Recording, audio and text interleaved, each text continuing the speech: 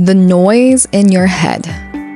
It is keeping you up at night, making you question your every decision, keeping you in overtime on your to-do list, draining your energy, destroying your confidence, and you are not alone.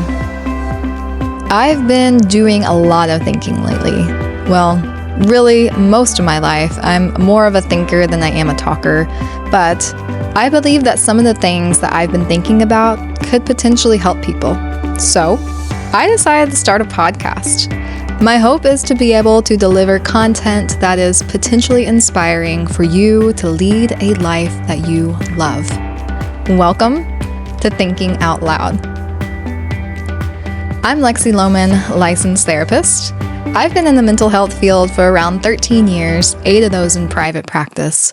And along that journey, I have found myself having some of the same conversations over and over again. This is what led me to publishing several self-help books, journaling guides, workbooks, and it's what's inspired me to start this podcast. One of the common struggles I found people face is feeling incapable of change. And maybe that's you're doing all the things, but you're still not reaching the outcome you're looking for, and it's leaving you stuck, overwhelmed, and burned out.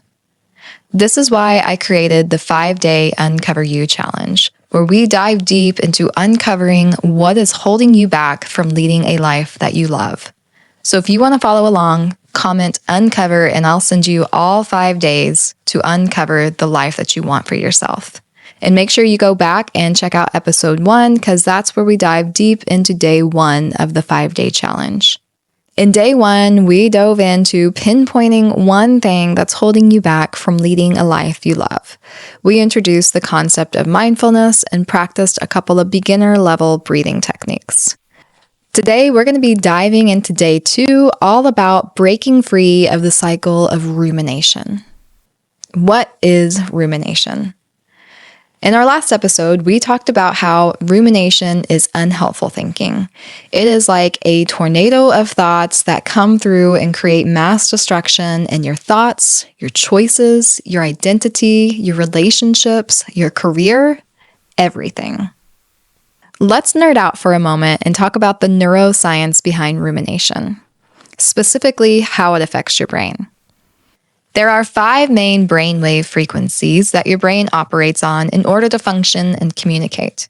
Specifically, I want to talk about beta brainwaves. The higher the frequency, the more energy is required. Beta brainwaves has 3 different levels: low, moderate, and high.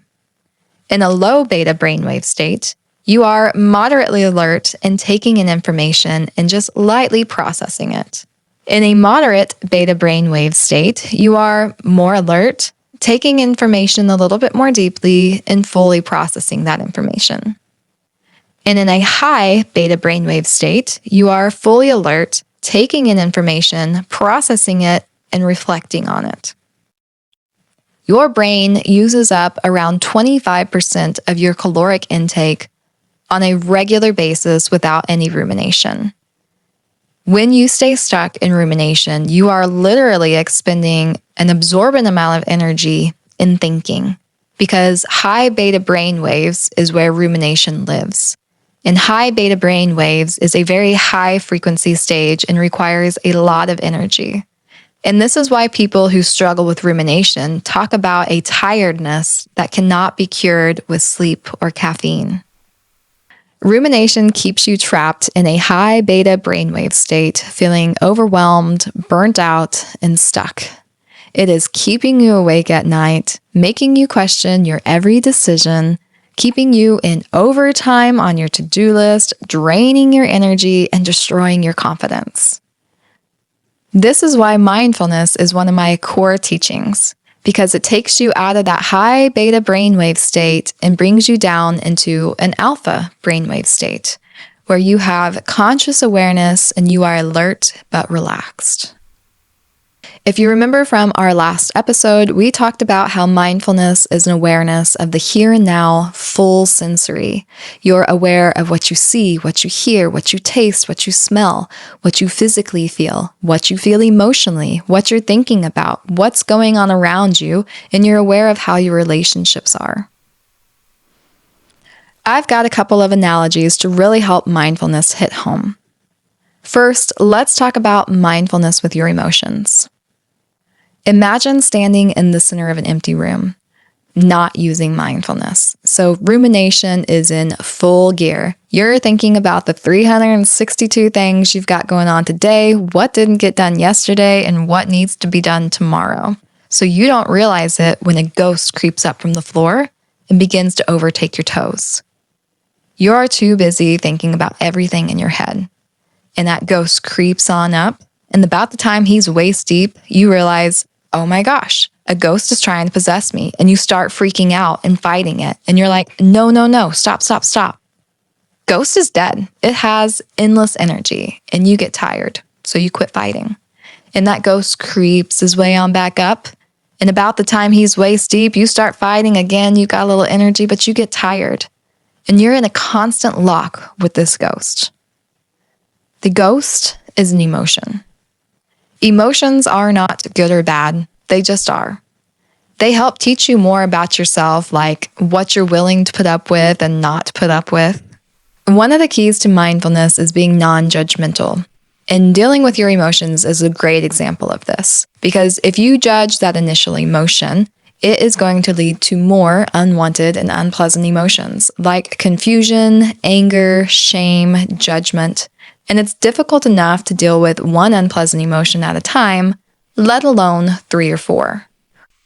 So now, standing in the center of an empty room, using mindfulness, you're aware of what you see, what you hear, what you taste, what you smell, what you physically feel, how you feel emotionally, what's going around you, what you're thinking about. And all of this awareness is with open curiosity and non-judgmental. So when that ghost creeps up from the floor, you immediately notice it. It's there, you're aware. But rather than running from it, fighting it, you simply acknowledge, I see you, I feel you. What will happen from there is that ghost will creep on up, and about the time he's waist deep, you take a deep breath. Whew. This is really intense. I don't particularly care for this emotion, but I'm human and humans have emotion. What will happen is that ghost is going to continue to fill you up, but rather than stick around, it will flow up and out. And that is because emotions are fleeting. They do not last forever. In fact, research now shows that if you can sit with difficult emotions for 90 seconds with mindfulness, it'll go away. Can you handle 90 seconds of difficult emotions? I think you can. The next analogy I want to share with you is mindfulness with your thoughts. This time, we're sitting in front of a nice, calm river, not using mindfulness. So we are looking up, down, all around for something to latch onto. What is that? What is it? It's a stick. It's a stick. It's just a stick. No big deal. What else we got? What is that? It's a leaf. It's a leaf. It's a leaf. Okay, no big deal. It's just a leaf. Just a leaf.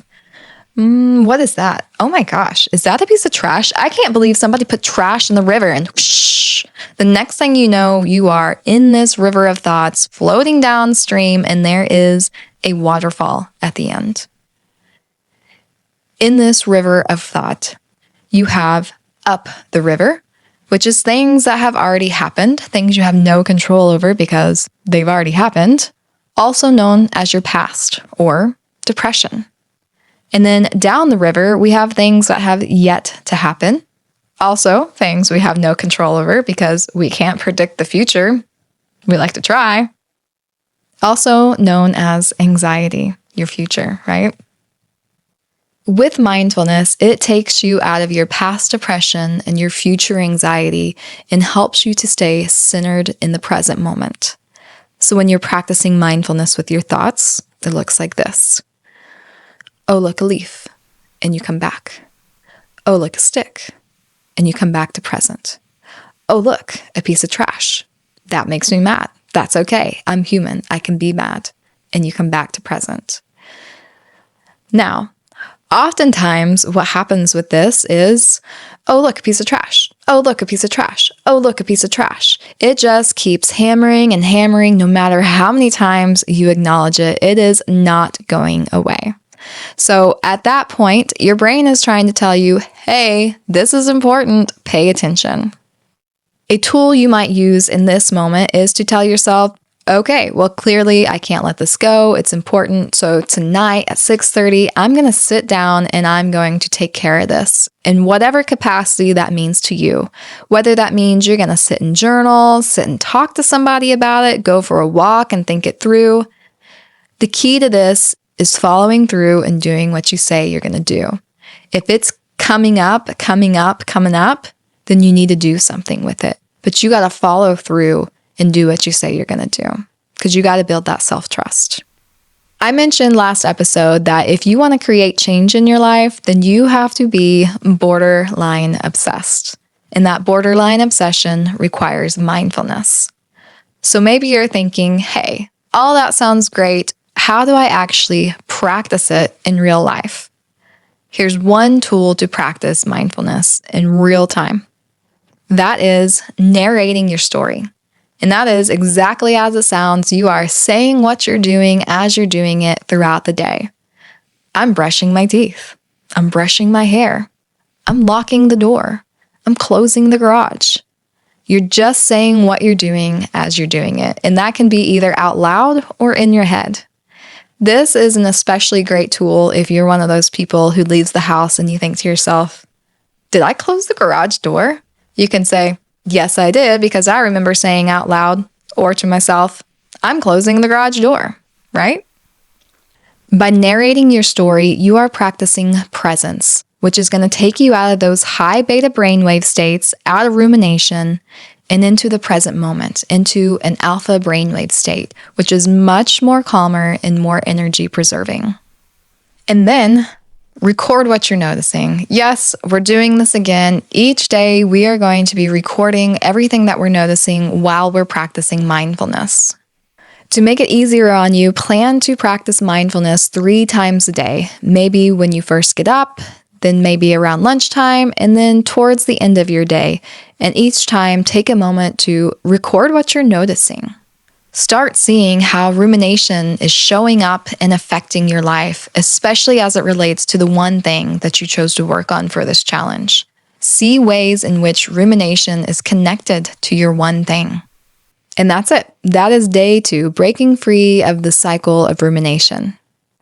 Thanks for hanging out with me. Hopefully you had a takeaway today that was potentially inspiring for you to lead a life that you love. If you don't want to wait for the next episode to come out, comment Uncover and I will send you all 5 days. Today, we talked about day 2 of the Uncover You challenge, where we are breaking free of the cycle of rumination, getting out of that high beta brainwave state that is taking up all of our energy, using mindfulness to practice presence and preserve some of that energy so that you can lead a life that you love. I encourage you to practice some of the techniques that we talked about today, and then let me know how it goes by joining my free Facebook group, Lead a Life You Love. In our next episode, we'll be moving on to day 3, where we'll really dive into uncovering patterns that are holding you back from leading a life you love. So don't miss out. Join my Facebook group, Lead a Life You Love, and comment Uncover to get all 5 days of this challenge. Until next time.